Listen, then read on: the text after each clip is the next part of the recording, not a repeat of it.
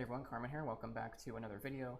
Today I'm going to be giving you 3 tips to start making more money as a freelance writer, beginning with number 1, which is starting your own freelance website.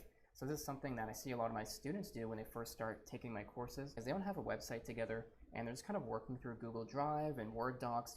And it's an outdated system, and I did it in the past when I first began writing. But a way that you can instantly stand out among other writers and get more clients is having your very own website. Now, I recommend that you use something like Wix, Weebly, or WordPress to get something together very quickly. And these out-of-the-box solutions make sure that you don't need to know how to program or code or design anything because they're just done as soon as you buy them. Now, to actually get clients with your website, what I want you to do is to make local SEO service pages. So instead of having a copywriting service page, for example, it would be tailored to your city like Houston, Vancouver, and so on. And you want to do this because national keywords are way more competitive and very hard to rank for, versus you might be one of the only copywriters locally targeting these keywords, which gets you more traffic to your website and also more clients.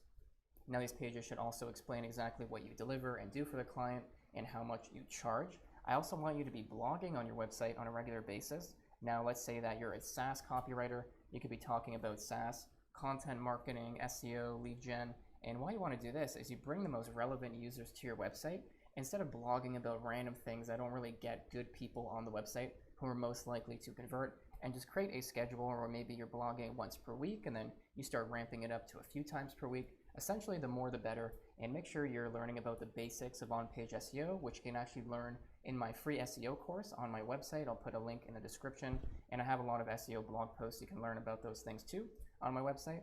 And then lastly, on your website, make sure that you have a portfolio page.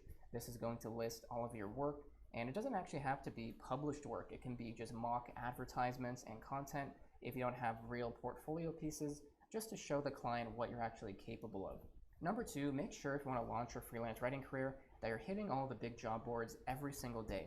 These include ProBlogger, Blogging Pro, FlexJobs, Contina. And why you want to do this is because it allows you to land a lot of work very quickly. I remember before I really scaled up my writing business, I'd be on those writing boards every day pitching, and I would get tons of work every single time.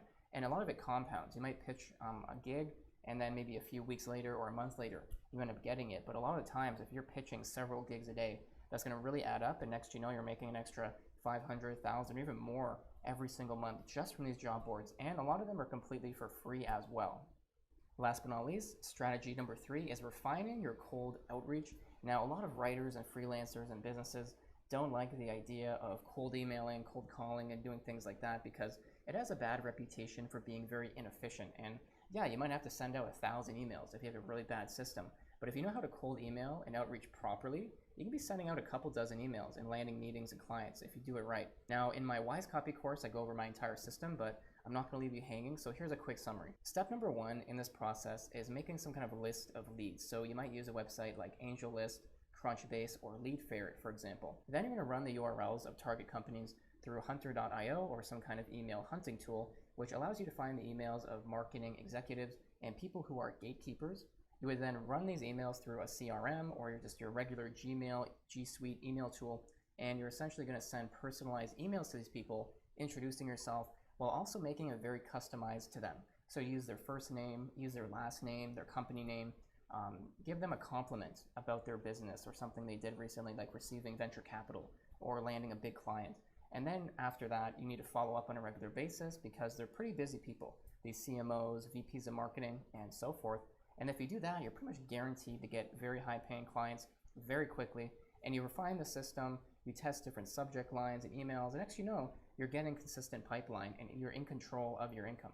If you want to learn more about freelance writing, you can come over to my website to get free content, templates, and courses. If you're new to the channel, make sure you subscribe, and I'll catch you in the next episode.